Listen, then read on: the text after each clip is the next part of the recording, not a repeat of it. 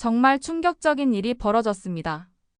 미국은 이제 한국 없이는 아시아에서 힘을 쓸 수 없다는 분석이 쏟아져 나오고 있는데요. 세계 최강이라 자부하던 미국이 이제는 주한미군이 한국을 위한 존재가 아니라 미국의 생존을 위해 반드시 함께 할 수밖에 없는 최후의 보루라고 말하는 사람들이 점점 많아지고 있습니다. 도대체 무슨 일이 생긴 것인지 궁금하지 않으신가요? 지금부터 제가 드리는 말씀은 여러분을 가슴 흥분하게 만들어 드릴 겁니다. 여러분의 가슴에 오래도록 남을 이야기 끝까지 놓치지 마세요.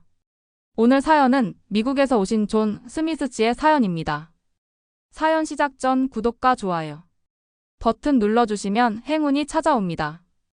그럼 바로 사연을 시작하겠습니다. 저는 존 스미스입니다. 미국의 대표적인 군사 싱크탱크인 국제전략문제연구소에서 선임연구원으로 활동하며 한미동맹과 동아시아 태평양 지역의 전략을 연구하고 있습니다. 하지만 여기까지 오면서 저는 오랜 기간 동안 국방부와 관련된 분야에서 근무하면서 동아시아의 정세와 군사 전략 분야에 대한 관심을 가지고 전략을 수립하며 검토하는 일을 해왔습니다. 그러던 중 국방부에 근무할 기회를 얻게 되었습니다. 버지니아주에서 태어나 자란 저는 미공군 장교였던 아버지의 영향으로 어린 시절부터 군사 분야에 관심을 가지게 되었습니다.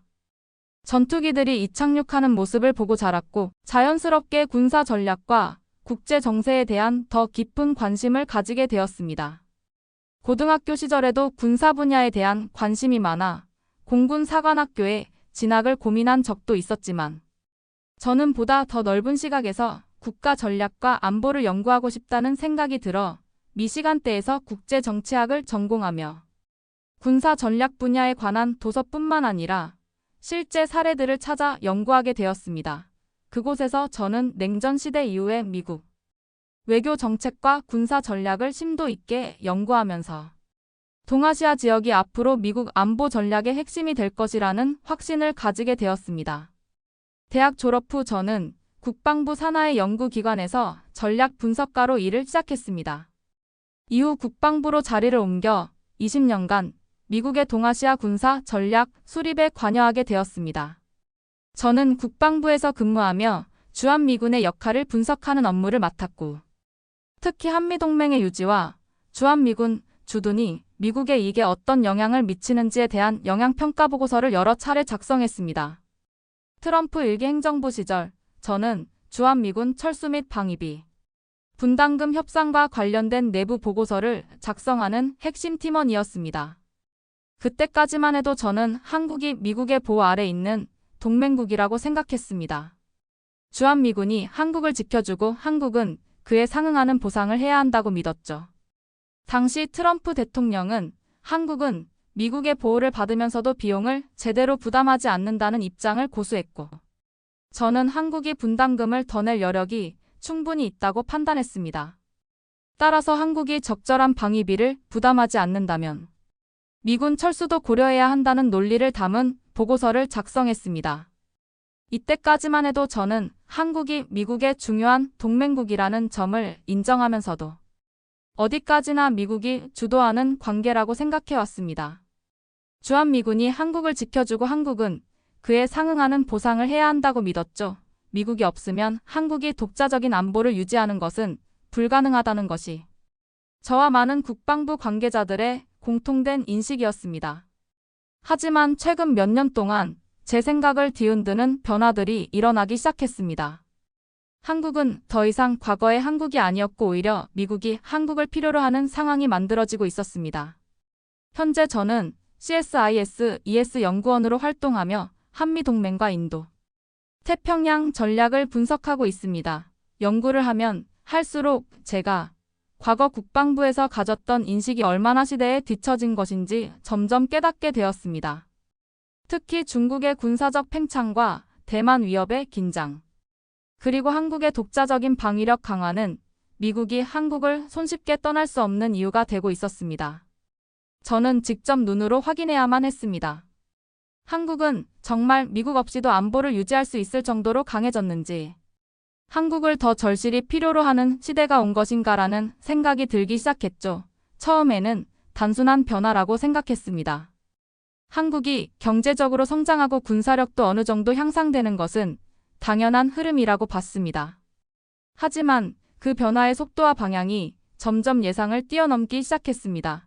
한국은 단순한 방어적 차원을 넘어 이제는 스스로 강대국의 길을 걷고 있었습니다. 이미 국방부에서 근무할 당시 저는 한국을 미국의 보호 아래 있는 동맹국으로 간주했습니다. 북한의 위협에 대응하기 위해 미군의 지원이 필수적이며 전략적 요충지로서의 가치는 있지만 독자적인 군사력으로는 생존이 어렵다고 판단했죠. 그러나 최근 몇 년 동안 한국이 보여준 행보는 제가 알고 있던 한국과는 완전히 달라진 모습이었습니다. 우선 한국의 해군력 강화가 눈에 띄었습니다. 과거 한국 해군은 주로 연안 방어에 초점을 맞춘 작전 개념을 가지고 있었습니다. 그러나 지금 한국은 완전히 다른 방향으로 나아가고 있습니다. 미국의 동맹국들 중에서도 핵 추진, 잠수함 개발을 공식적으로 추진하는 국가는 극히 드뭅니다. 하지만 한국은 이제 핵잠수함을 자체적으로 개발하려 하고 있었습니다. 핵잠수함은 일반 디젤 잠수함보다 훨씬 오랜 기간 작전이 가능하며 전략적 억제력 면에서 엄청난 가치를 지닙니다. 제가 국방부에서 근무하던 시절 핵잠수함 기술은 철저히 미국이 통제하는 분야였습니다.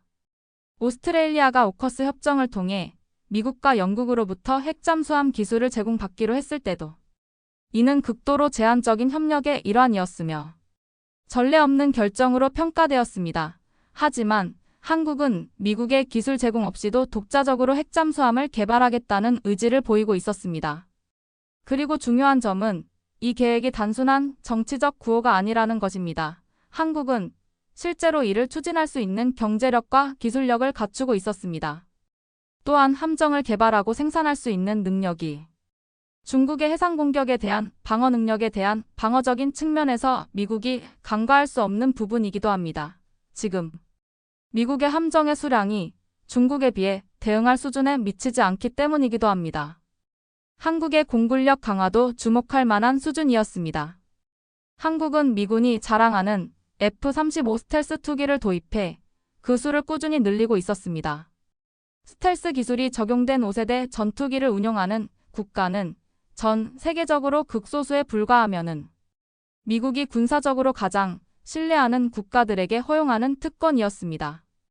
한국은 이를 통해 단순히 방어적인 공군력을 넘어 전략적으로 적을 선제적으로 타격할 수 있는 능력을 갖추기 시작했습니다.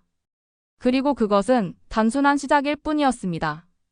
더 놀라운 것은 한국이 자국산 전투기 개발에도 박차를 가하고 있다는 점이었습니다. KF-21 보라매의 개발 프로젝트는 처음에는 단순한 시도라고 생각했습니다. 하지만 시제기가 성공적으로 제작되고 실제 시험 비행이 이어지는 모습을 보며 저는 생각을 바꾸기 시작했습니다. 과거에는 한국이 항공기 핵심 부품을 미국이나 유럽에서 공급받아야 했지만 이제는 자체 기술력으로 4.5세대 전투기를 만들어내고 있었습니다. 이 정도면 단순한 방어력이 아니라 전략적 자립을 목표로 하고 있다는 뜻이었습니다. 미사일 방어 체계 또한 놀라운 속도로 발전하고 있었습니다. 한국은 자체적으로 한국형 삼축 체계를 구축하며 북한뿐만 아니라 중국과 러시아의 위협에도 대응할 수 있는 능력을 갖추기 시작했습니다. 실체인 한국형 미사일 킬체인 방어 체계. 대량 응징 보복으로 구성되니 시스템은 단순한 방어적 개념을 넘어 선제 대응 능력까지 포함하고 있었습니다. 저는 처음 이 소식을 들었을 때 한국이 독자적인 방어 체계를 구축하려는 것에 대해 회의적인 시각을 가졌습니다. 하지만 한국이 지속적으로 미사일 개발에 투자하고 실제 성과를 내는 모습을 보면서 제 생각은 점점 바뀌기 시작했습니다. 특히 한국이 최근 개발한 극초음속 미사일과 장거리 탄도 미사일의 성능이 미국 내에서도 논의되고 있었습니다. 미국은 한국이 자체적인 방위력을 갖추는 것이 동북아 긍정적인 요소가 될 것이라고 공식적으로는 말했지만 비공식적으로는 우려의 목소리도 나오고 있었습니다. 왜냐하면 한국이 더 이상 미국에 의존하지 않는다면 한미동맹의 기존 역학관계가 바뀔 수 있기 때문이었습니다. 이 모든 상황을 종합해 볼 때 분명한 사실이 있었습니다. 한국은 과거처럼 미국의 보호를 받는 수동적인 동맹국이 아니었습니다. 이제는 미국이 한국을 필요로 하는 시대가 도래하고 있었습니다. 그리고 저는 이 변화를 직접 눈으로 확인해야만 했습니다. 이런 말이 있죠. 현장에 답이 있다. 그렇기에 저는 한국으로 가기로 결심했습니다. 한국행 비행기가 이륙하는 순간까지도 저는 마음속에서 갈등을 떨쳐낼 수 없었습니다. 미국 국방부에서 오랜 시간 근무하며 한미동맹과 주한미군의 역할을 분석해온 저였지만 이번 방문만 복잡한 심경으로 떠나는 적은 없었습니다. 이번 한국 방문은 단순한 공식 일정이 아니었습니다. 저는 단순한 외교적 미사여구를 듣고 싶은 것이 아니었고 교과서적인 분석을 반복할 생각도 없었습니다. 직접 가서 눈으로 보고 한국이 실제로 어느 정도의 독자적인 방위력을 갖추었는지, 그리고 정말로 미국보다 한국이 더 우위에 설 수 있는 상황이 온 것인지 확인해야만 했습니다. 인천국제공항에 도착한 저는 과거와는 확연히 달라진 풍경을 목격했습니다. 공항에서부터 느껴지는 것은 한국의 변화된 위상이 전 세계에서 몰려든 비즈니스맨과 관광객들, 그 사이에서 돌아다니는 각국 외교관과 군 관계자들까지 한국은 이제 단순한 아시아의 한 나라가 아니라 국제 무대에서 전략적으로 중요한 역할을 하는 국가로 성장하고 있었습니다. 저를 마중 나온 한국 국방부 관계자는 첫 일정으로 평택 주한미군 기지 방문을 했습니다. 평택에 위치한 캠프 험프리스는 현재 세계 최대 규모의 해외 미군 기지로 미국의 인도 태평양 전략에서 핵심적인 역할을 하는 곳이었습니다. 과거 제가 국방부에서 일할 때도 여러 차례 보고서를 통해 이 기지의 중요성을 강조한 바 있었고, 주한미군이 말로 미국의 아시아 전략을 유지하는 핵심축이라 생각해왔습니다. 그러나 평택 기지에서 만난 한국군 고위 관계자의 첫 마디는 제가 예상했던 것과는 완전히 다른 방향이었습니다. 이제 주한미군은 미국을 위한 존재입니다. 한국은 독자적인 방위력을 갖췄고 우리가 주한미군을 필요로 하기보다는 이제 미국이 주한미군을 필요로 하는 시대가 되었습니다. 그 말에 저는 순간 말을 잃었습니다. 지금까지의 제 경험과 분석과는 완전히 반대되는 주장이었기 때문이었습니다. 물론 한국이 강해졌다는 점은 부정할 수 없었습니다. 앞서 미국에서도 여러 차례 한국의 군사력 발전에 대한 보고서를 접했었고, 기술력과 자주국방 능력이 강화되고 있다는 것은 알고 있었습니다. 하지만 주한미군이 미국을 위한 존재라는 주장은 쉽게 받아들이기 어려운 개념이었습니다. 그 말씀이 정확히 무슨 의미인지 설명해 주실 수 있겠습니까? 저는 차분한 어조로 질문했지만 머릿속은 이미 복잡하게 돌아가고 있었습니다. 그러자 한국군 관계자는 미리 준비해 둔 자료를 꺼내 보여주었습니다. 첫 번째 자료는 한국의 독자적인 방위 전략이었습니다. 한국은 이미 F-35 전투기 도입뿐만 아니라 KF-21을 자체 개발하며 스텔스 기술까지 확보하고 있었습니다. 단순한 도입이 아니라 자체적인 연구 개발과 생산 능력까지 갖추었다는 것이 중요했습니다. 게다가 한국형 미사일 방어 체계와 초고속 탄도 미사일 개발까지 이어지며 더 이상 단순한 방어적 전력만을 보유한 나라가 아니었습니다. 현재 한국군은 북한뿐만 아니라 중국과 러시아의 위협에도 대응할 수 있는 수준으로 발전했습니다. 게다가 한국형 아이언돔 시스템까지 구축되고 있으며 우리가 독자적으로 구축한 미사일 방어 체계는 미군과의 통합 없이도 작동할 수 있는 수준입니다. 한국군 관계자는 이렇게 설명하며 이어서 두 번째 자료를 내밀었습니다. 그것은 미국의 인도 태평양 전략이 변화하고 있다는 내용이었습니다. 주한미군이 만약 철수한다면 미국이 아시아에서 전략적으로 얼마나 불리한 위치에 처할지 아십니까? 그 질문은 오히려 제가 해야 할 말이었습니다. 저는 오랫동안 한미동맹을 분석하며 미군이 있어야 한국이 안보를 유지할 수 있다는 논리를 펼쳐왔습니다. 그런데 지금 한국이 오히려 미국이 주한미군 없이는 아시아에서 힘을 쓸 수 없다고 주장하고 있었습니다. 그 관계자는 대만 해협을 중심으로 한 미국의 작전 시나리오를 분석한 자료를 보여주며 설명을 이어갔습니다. 중국이 대만을 공격한다고 가정했을 때 하와이에서 출동하는 미군과 평택에서 출동하는 미군 중 어느 쪽이 더 빠르게 대응할 수 있을까요? 그 질문에 저는 답을 하지 못했습니다. 너무나도 명확한 사실이었기 때문입니다. 평택에 주둔한 미군은 대만 유사시 2시간 이내에 작전 지역에 도착할 수 있지만 하와이나 괌에서 출동하는 미군은 최소 하루 이상이 걸립니다. 즉, 미국이 인도 태평양 지역에서 중국을 견제하기 위해서는 주한미군이 필수적인 요소가 된다는 뜻이었습니다. 한국이 더 이상 보호받아야 할 동맹국이 아니라 미국이 반드시 유지해야 하는 전략적 거점으로 변하고 있었습니다.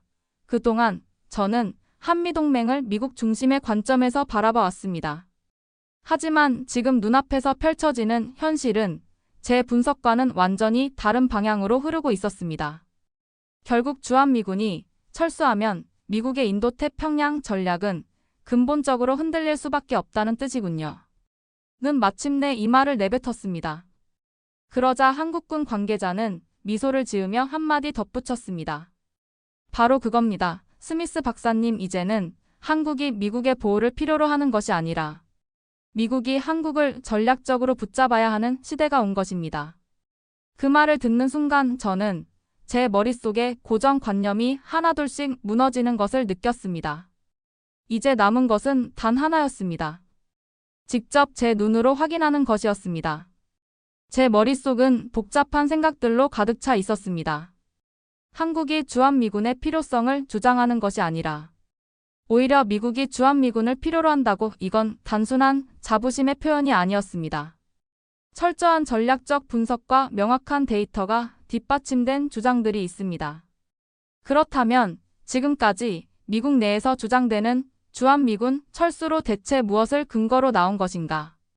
혹시 미국이 정말로 주한미군을 철수시킨다면 그 선택이 미국을 더욱 위험한 상황으로 몰아넣을 수도 있는가?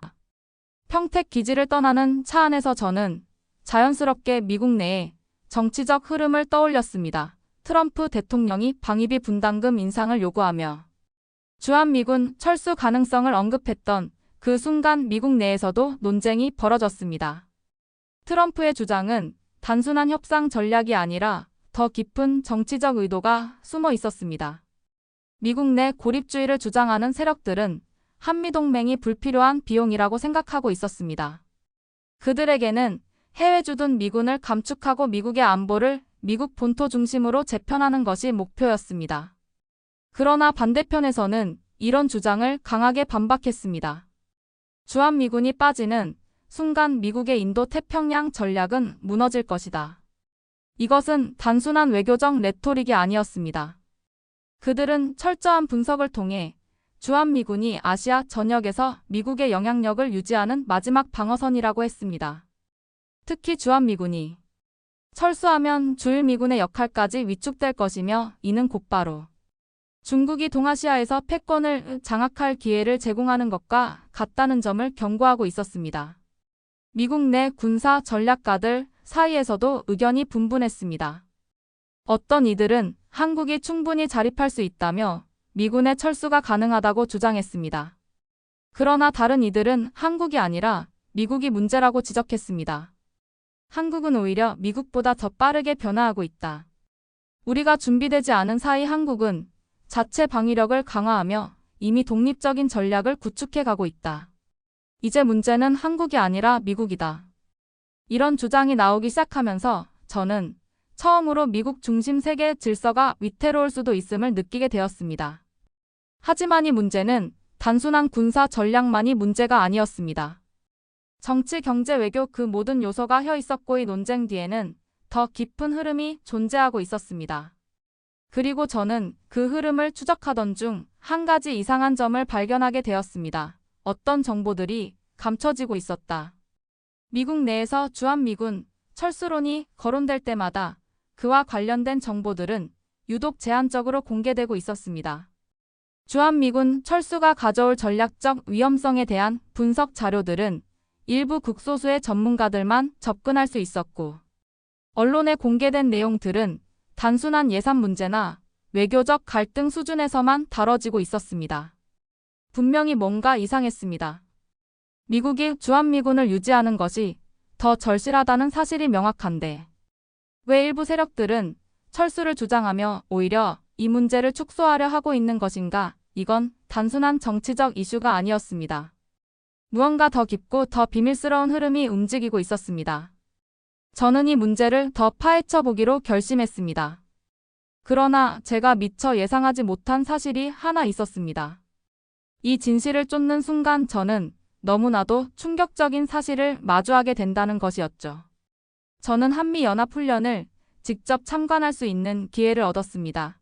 국방부에서 수십 년을 근무하며 수많은 군사훈련과 실전을 분석해왔지만 이번 훈련은 저에게 완전히 새로운 시각을 열어줄 것이라는 예감이 들었습니다. 훈련은 경북 포항 인근에서 진행되었습니다. 이곳은 한미해병대가 연합 상륙 작전을 훈련하는 핵심 장소로 복잡한 해안선과 산악 지형이 섞여 있어 실제 전장 환경을 모의하기 최적의 조건을 갖춘 지역입니다. 저는 해병대 지휘관들과 함께 훈련을 지켜볼 수 있는 관측소에 배치되었습니다. 그곳에서 내려다본 훈련장은 마치 실전을 방불케 하는 긴장감으로 가득 차 있었습니다. 아직 동이 트지 않은 시간검은 바다 위로 미해군 강습 상륙함과 한국 해군의 대형 수송선에서 상륙 장갑차와 공기부양정이 무리를 가르며 전진하기 시작했습니다. 동시에 F-35B 스텔스 전투기들이 일본 이와쿠니 미군 기지에서 이륙해 목표 지역을 정밀 타격하며 상륙 작전의 길을 열었습니다. 하지만 이 과정에서 가장 눈길을 끈 것은 한국군 단독으로 진행된 선제 타격이었습니다. 작전 개시와 동시에 한국군의 K-239 천무다연 장로켓 시스템이 목표 지역을 정밀 타격하며 적 가상 표적을 제거했습니다. 뒤이어 현무포차가 초정밀 타격을 가하면서 적의 주요 방어선을 무력화시켰고 미 해병대 지휘관이 제 옆에서 중얼거렸습니다. 그는 한국군이 제공한 실시간 정찰 데이터를 보며 미국의 개입 시에도 한국군이 대규모 작전을 수행할 능력을 갖추었음을 인정하지 않을 수 없는 표정을 짓고 있었습니다. 해상에서의 선제 타격이 끝나자 상륙부대가 움직이기 시작했습니다. 한국 해병대와 미 해병대가 함께 해안으로 진격했습니다. 놀라운 점은 한국 해병대가 미 해병대보다 앞서서 작전을 주도하고 있다는 것이었습니다. K-21 보병 전투 차량이 차륜형 장갑차와 함께 상륙한 뒤 육상 돌격 부대를 지원했습니다. 이때 한국군은 자국산 드론과 무인기 체계를 활용해 실시간 전장을 분석하고 적의 잔존 세력을 정확히 파악해 나갔습니다. 저는 고개를 돌려 미군 측 고위 관계자의 표정을 살폈습니다. 그는 조용히 고개를 끄덕이며 한국군의 작전 수행 능력을 인정하는 게 보였습니다. 상륙 작전이 진행되는 동안 공군이 제공권을 확보하는 것이 관건이었습니다. 미군의 F-35B와 함께 한국 공군의 KF-16과 FA-50 전투기들이 전장 상공을 빠르게 가로지르며 적의 공중 전력을 가상으로 제거하는 연습을 수행했습니다. 그러나 여기서 가장 인상적이었던 것은 한국 공군의 전자전 수행 능력이었습니다. KF-21 보람의 초기 양산형 기체가 전장에 투입되었고 미군의 EA-18G 그라울러 전자전기와 협력하여 적의 방공망을 무력화하는 복합적인 전자전 훈련을 수행했습니다. 특히 한국군이 독자적으로 개발한 장거리 공대지 유도 미사일이 목표물을 정확히 타격하는 장면은 과거 한국군이 미군의 정보와 지원에 의존해야 했던 시절과는 완전히 다른 모습이었습니다. 훈련이 거의 마무리될 무렵 저는 미 해병대 관계자들과 의견을 나누었습니다. 이제 한국은 단순한 동맹국이 아닙니다. 전략적 중심축입니다. 한 장교가 중대한 사실을 인정하듯 말했습니다. 한국군의 작전 수행 능력은 미군이 없더라도 충분히 독립적으로 작동할 수 있는 수준이었습니다. 오히려 미군이 한국의 정보 정찰 전자전 시스템을 공유받아 하는 입장이 되었다는 것이 분명해졌습니다. 이 훈련을 직접 보고 나니 제가 한국에 오기 전까지 가졌던 의문이 모두 풀렸습니다. 한국은 더 이상 미국의 보호 아래 있는 작은 동맹국이 아니었습니다. 한국은 이제 자주국방의 개념을 넘어 미국의 인도 태평양 전략을 좌우할 수 있는 핵심 국가로 성장해 있었습니다. 만약 주한미군이 철수한다면 피해를 입는 것은 한국이 아니라 미국이 될 것이 분명했습니다. 한국은 독자적인 방위력을 구축했고 그 속도는 우리가 예측한 것보다 훨씬 빨랐습니다. 반면 미국은 내부적인 정치적 갈등과 예산 문제로 인해 군사력 운용에 차질을 빚고 있었습니다. 이 훈련을 통해 저는 하나의 결론을 내릴 수밖에 없었습니다. 미국이 중국을 견제하기 위해서라도 한국과의 동맹은 필수적이었다. 그러나 문제는 한국이 이 동맹을 예전처럼 받아들이지 않을 수도 있다는 것이었습니다. 한국은 더 이상 미국을 필요로 하지 않을 수도 있다. 이제는 미국이 한국을 필요로 하는 시대가 왔다. 저는 워싱턴으로 돌아가야 할 이유를 확실히 알게 되었습니다. 미국 내에서 한국의 중요성을 강조해야 한다. 그리고 미국이 한국을 붙잡지 못한다면 앞으로 펼쳐질 국제 정세 속에서 미국은 더 이상 세계의 경찰이 아니라 과거의 패권국으로 남게 될 수도 있다는 사실을 깨달았습니다. 저는 오랜 시간 미국 국방부에서 근무하면서 수많은 국가들의 군사력과 전략을 분석해 왔습니다. 하지만 지금 이 순간 제가 보고 있는 한국은 단순한 미국의 동맹국이 아니었습니다.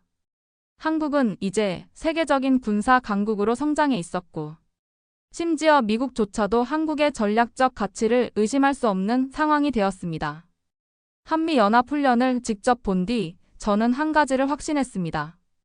이제 한국이 미국을 필요로 하는 것이 아니라 미국이 한국을 더욱 절실히 필요로 하고 있다. 미국은 지금까지 자국 중심의 세계 질서를 유지해왔습니다. 유럽에서는 나토, 아시아에서는 한미동맹을 통해 세계 최강 대국으로 군림해왔죠. 그러나 이제 그 구도가 변하고 있었습니다. 한국은 더 이상 미국의 보호를 받는 나라가 아니었습니다. 오히려 한국은 미국이 아시아에서 전략적 입지를 유지하기 위해 반드시 붙잡아야 하는 나라가 되었습니다. 한국은 이미 세계 최첨단 무기 체계를 자체적으로 생산하며 전기부터 탄도미사일까지 독립적인 방위 체계를 구축하고 있었습니다.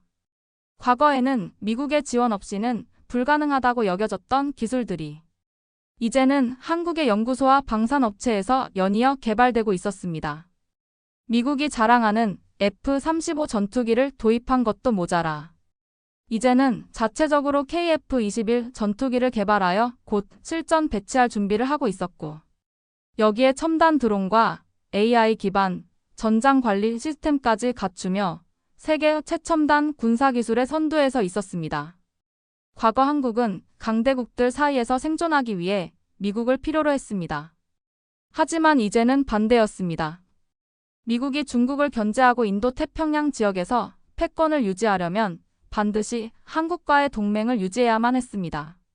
주한미군이 철수한다면 이제 그 피해를 입는 것은 한국이 아니라 미국이 될 것이 분명했습니다. 한국이 주한미군 없이도 완전한 자주국방이 가능할 정도로 성장한 지금 오히려 미국이 주한미군을 철수하는 순간 아시아 지역에서 전략적 거점을 잃어버리는 셈이 될 것이었습니다. 한국은 이미 강력한 군사력과 세계적인 경제력을 바탕으로 독립적인 전략을 구축해 가고 있었고 그 변화의 속도는 우리가 예측한 것보다 훨씬 빨랐습니다. 저는 깨달았습니다. 미국이 지금까지 한국을 동맹국으로 대했던 방식은 이제 더 이상 유효하지 않다는 것을. 이제 한국은 단순한 파트너가 아닌 세계 전략에서 필수적인 축이 되었습니다. 한국이 미국을 필요로 하기보다는 미국이 한국을 필요로 하는 시대가 도래한 것입니다. 이제 저는 워싱턴으로 돌아가야 했습니다. 제가 해야 할 일은 단 하나였습니다. 미국 내에서 한국의 중요성을 강조해야 한다. 저는 단순한 보고서가 아니라 미국 국방부와 백악관을 흔들어 놓을 강력한 주장을 담은 보고서를 작성할 것이었습니다.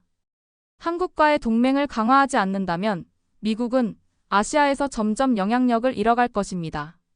이제 선택은 미국의 몫이었습니다. 우리는 한국을 존중하고 동등한 파트너로 인정하며 더 강한 동맹을 구축할 것인가?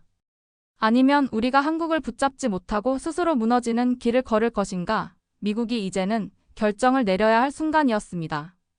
저는 워싱턴으로 돌아와 곧바로 제 사무실로 향했습니다. 오랜 국방부 근무 시절부터 익숙했던 이곳. 미국 정치와 군사 전략이 결정되는 중심지에서 저는 전혀 새로운 시각을 가진 채 돌아왔습니다. 이제 제 앞에 놓인 과제는 단 하나였습니다. 미국은 더 이상 한국을 보호받아야 할 동맹국이 아니라 반드시 유지해야 할 최우선 전략 파트너로 인정해야 한다. 하지만 문제는 단순하지 않았습니다. 트럼프 대통령이 재선에 성공하며 미국은 다시 강경 보수파들의 입김이 강해진 상황이었습니다. 그들은 여전히 한국을 안보 무임승차 정도로 바라보며 방위비 분담금 인상과 주한미군 철수를 카드로 꺼내고 있었습니다. 한국은 우리가 보호해줘야 하는 나라다. 주한미군을 철수하고 그 예산을 미국 본토 방위비에 써야 한다. 한국은 미국 없이 존재할 수 없는 나라다. 저는 이 말들이 얼마나 터무니없는지, 그리고 시대에 뒤처진 발상인지 한국에서 직접 눈으로 보고 왔습니다. 한국은 이미 군사력, 경제력, 기술력에서 세계 최상위권에 올라선 나라였습니다. 오히려 이제는 미국이 한국과의 관계를 더욱 절실히 유지해야 하는 입장이었습니다. 이제 보고서를 작성할 때였습니다. 제 보고서는 다음과 같은 내용으로 작성되었습니다. 제목: 한국 이제는 미국이 필요로 하는 국가 군사력, 더 이상 미국의 보호를 받는 나라가 아니다. 한국은 현재 세계 최첨단 전투기 KF-21을 개발하며 자체적인 전투기 생산 능력을 갖춘 극소수 국가 중 하나가 되었다. 한국의 탄도미사일 개발 속도는 세계 최상위권이 자국산 극초음속 미사일 및 장거리 수천 킬로미터 미사일까지 확보하고 있다. 주한미군 철수 시 피해를 입는 것은 한국이 아니라 미국이다. 한국은 자체 방위력을 구축한 반면 미국은 아시아에서 전략적 거점을 상실하게 된다. 경제력이 미국보다 빠르게 성장하는 국가 한국은 이미 반도체, 배터리 조선업 등 세계 경제를 움직이는 핵심 산업에서 선두를 달리고 있다. 삼성전자, SK하이닉스, 현대차 등 한국의 기업들은 미국이 의존해야 하는 수준에 도달했다. 미국의 반도체 공급망은 한국 없이는 유지될 수 없다. 한국의 경제력은 이미 영국, 프랑스를 추월하는 수준으로 성장했다. 기술력은 미국이 배우고 의존해야 하는 수준이다. 한국의 AI 로봇 전기차 기술은 세계적인 수준이며 미국 내 IT 기업들도 한국과 협력을 강화하고 있다. 우주항공 산업까지 진출하며 자체 위성 기술 및 로켓 개발 능력을 갖추고 있다. 전자전 및 사이버전 기술은 이미 미군과 대등한 수준이며 미래 전장에서 필수적인 요소가 될 것이다. 지정학적 가치: 미국이 놓칠 수 없는 최우선 전략 요충지. 미국이 중국을 견제하기 위해서는 한국이 반드시 필요하다. 대만 해협 남중국해 갈등에서 한국이 빠지면 미국은 즉시 불리한 위치에 처하게 됩니다. 한국이 독자적으로 방위력을 강화하며 미국의 아시아 전략에서 을이 아니라 갑의 역할을 하게 되었다. 결론: 미국이 한국을 붙잡지 못하면 우리가 흔들리게 됩니다. 이제 한국은 더 이상 미국의 지원을 받는 나라가 아니었습니다. 오히려 한국과의 동맹이 없으면 미국이 전략적 패배를 맞이할 수밖에 없는 시대가 도래한 것이다. 이 보고서를 마무리하며 저는 확신했습니다. 이제 미국이 결정을 내려야 한다. 우리는 한국을 존중하며 더 강력한 동맹 관계를 구축할 것인가? 아니면 한국을 붙잡지 못하고 패권을 잃어가는 길을 걸을 것인가? 미국이 선택해야 할 시간이 다가오고 있었습니다. 제 보고서는 예상보다 훨씬 더 큰 반향을 일으켰습니다. 처음에는 단순한 정책 보고서 정도로 취급될 것이라 생각했지만 국방부와 국가안보회의 NSC 제출된 직후 상원의 군사위원회에서도 이 보고서가 회람서신 시작했습니다. 특히 보고서의 핵심 내용: 주한미군 철수가 한국이 아니라 미국에게 더 큰 손해를 끼칠 것이다 라는 점이 강력한 보수파 의원들 사이에서도 논쟁을 불러일으켰습니다. 이제 미국이 한국을 붙잡아야 하는 시대가 됐다. 이 문장이 언론을 통해 공개되자 미국 내 정치권은 물론 군사 전문가들 사이에서도 논란이 거세졌습니다. 보고서가 군사위원회에서 공식적으로 검토되면서 공화당과 민주당을 막론한 군사 전문가들이 이 문제를 심각하게 다루기 시작했습니다. 한국이 이제는 미국을 필요로 하기보다 미국이 한국을 필요로 한다는 주장은 굉장히 도발적이지만 사실이 아닙니까? 한 중진 의원이 공식 석상에서 이렇게 말하며 보고서를 테이블에 내려놓았을 때 저는 순간적으로 미국이 이제 변화를 받아들이고 있다는 것을 실감했습니다. 트럼프 행정부이기에 강경 보수파들은 여전히 한국이 방위비를 더 부담해야 한다거나 주한미군 철수가 미국에 도움이 될 것이라는 주장을 펼쳤지만 군사 전문가들 사이에서는 그 논리가 점점 힘을 잃고 있었습니다. 만약 주한미군을 철수하면 미국은 아시아에서 힘을 쓸 수 없는 상황이 된다. 그건 곧 중국과 러시아의 전략적 패배를 의미한다. 이제까지 한미동맹을 비용 문제로만 접근하던 시각이 바뀌고 있었습니다. 미국 언론이 주목하다. CNN, 뉴욕타임스, 워싱턴 포스트 그리고 월스트리트 저널까지. 미국의 유력 언론들은 주한미군 철수 논의가 오히려 미국에게 더 큰 손해를 끼칠 것이라는 점을 분석하기 시작했습니다. 한국은 더 이상 미국의 보호를 받는 나라가 아니다. 오히려 미국이 한국과의 동맹을 잃게 되면 그 피해는 상상 이상일 것이다. CNN 한 군사 전문 기자는 제 보고서를 인용하며 지금까지의 주한미군 철수 논의가 얼마나 비현실적인 것이었는지를 조목조목 반박했습니다. 특히 미국이 중국과의 패권 경쟁에서 한국과의 동맹 없이는 절대 우위를 유지할 수 없다는 점이 부각되기 시작했습니다. 미국 내 싱크탱크와 군사연구소에서도 미국이 한국을 잇는 순간 인도-태평양 전략이 무너질 것이라는 분석을 내놓았습니다. 그리고 저는 이제 확신할 수 있었습니다. 한국과의 동맹이야말로 미국의 글로벌 전략에서 가장 중요한 요소라는 점이 명백해졌다. 이제 남은 것은 단 하나였습니다. 미국이 변화를 받아들이고 한국을 보호해야 할 동맹국이 아니라 함께 가야 할 전략적 동반자로 공식적으로 인정할 수 있느냐의 문제였습니다. 며칠 후 워싱턴 DC 국방전략연구소 강연장 수많은 기자들과 군 관계자들, 정치인들이 한자리에 모여 있었습니다. 평소 같았으면 한미동맹에 관한 논의는 관심을 끌기 어려운 주제였지만 오늘은 분위기가 달랐습니다. 제가 한국에서 돌아온 이후 미국 내 군사 외교계에서는 한미동맹의 가치에 대해 전례 없는 논쟁이 벌어지고 있었습니다. 미국이 한국을 필요로 하는 시대가 왔다. 이제 저는 그 논쟁의 중심에서 한 가지 분명한 메시지를 전할 준비가 되어 있었습니다. 단상에 올라선 저는 잠시 숨을 고르고 그곳에 모인 사람들을 천천히 둘러보았습니다. 오랫동안 미국은 한국을 보호해야 할 동맹국으로 여겨왔습니다. 그리고 우리는 한국이 미국의 안보 우산 아래에서 번영을 이루었다고 생각해왔습니다. 제가 말을 시작하자 몇몇 참석자들은 고개를 끄덕였습니다. 하지만 이제는 그 인식을 바꿔야 합니다. 조용하던 강연장이 서서히 긴장감으로 가득 찼습니다. 한국은 더 이상 미국의 보호를 받는 나라가 아닙니다. 한국은 이미 독립적인 군사 강국이며 이제 주한미군의 존재 이유도 과거와는 완전히 달라졌습니다. 저는 한미연합훈련에서 목격한 한국군의 작전 수행 능력, 첨단 무기 체계 그리고 전략적 사고를 설명했습니다. 저는 한국에서 직접 보았습니다. 한국이 F-35 전투기를 운용하는 것만이 아니라 자체적으로 KF-21 전투기를 개발하며 독자적인 공군력을 구축하고 있다는 사실은 한국이 미군에 의존하는 것이 아니라 오히려 미국이 한국과의 군사 협력을 통해 최첨단 전장 기술을 공유받고 있다는 점을, 그리고 가장 중요한 점은 저는 잠시 말을 멈추고 모두의 시선을 끌었습니다. 주한미군이 이제는 한국을 위한 것이 아니라 미국을 위한 존재가 되었다는 것입니다. 강연장이 순간 정적에 휩싸였습니다. 대만의 위협이 현실화될 경우 미국이 가장 빠르게 개입할 수 있는 군사적 거점은 어디입니까? 하와이입니다. 괌입니까? 저는 직접 질문을 던졌고 청중들은 묵묵히 저를 바라보았습니다.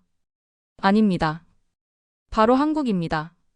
평택에 주둔한 미군은 동아시아 태평양 지역에서 미국이 전략적 우위를 차지하고 있는 필수 요소입니다. 한국이 없으면 우리는 동아시아에서 힘을 잃게 됩니다. 저는 강연장을 가득 채운 이들에게 다시 한번 강조했습니다.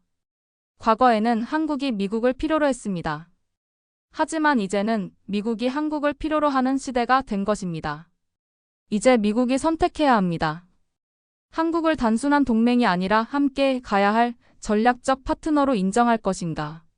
아니면 시대의 흐름을 외면한 채 뒤처질 것인가? 순간 장내가 술렁이기 시작했습니다. 이날 강연은 미국 내에서 엄청난 반향을 일으켰습니다. 저는 이제 확신했습니다. 한국은 더 이상 을이 아닙니다. 한국은 갑이 되었고 미국이 반드시 지켜야 할 가장 중요한 동맹국이 되었습니다. 이제 남은 것은 미국이 이 변화를 얼마나 빠르게 받아들이느냐의 문제였습니다. 이 내용이 좋으셨다면 구독, 좋아요 눌러주세요. 눌러주시면 영상 제작에 큰 힘이 됩니다. 긴 영상 끝까지 시청해주셔서 감사합니다. 저는 감동바다입니다.